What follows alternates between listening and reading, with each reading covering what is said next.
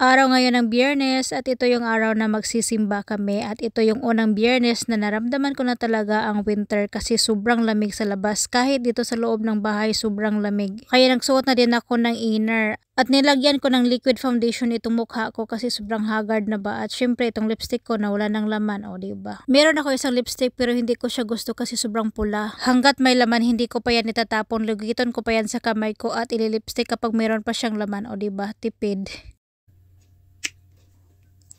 Kailangan natin mag-lipstick guys. Medyo makapal yung lipstick natin ngayon kasi malamig na guys. Kapag hindi tayo mag-lipstick, magluspad-luspad man na itong habil. So, para hindi halata na nanginginig na sa lamig, diba? Lipstick, ang pinaka-importante. Liquid foundation lang yung lagay ko. Tapos lipstick, okay na.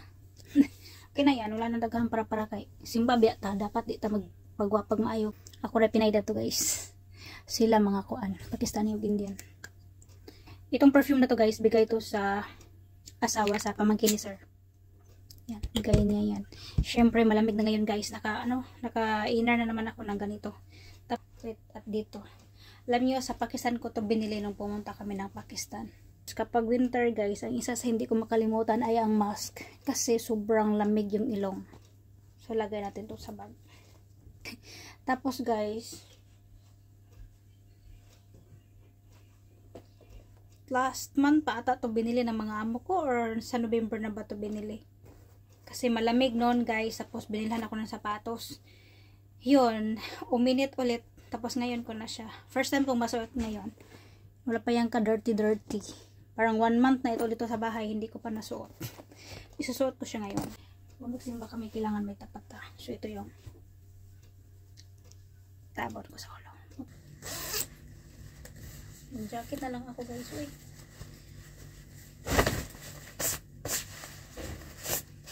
Alam niyo itong jacket na to kay Jenny pa. Nung hindi na niya nagkasya, binigay niya sa akin.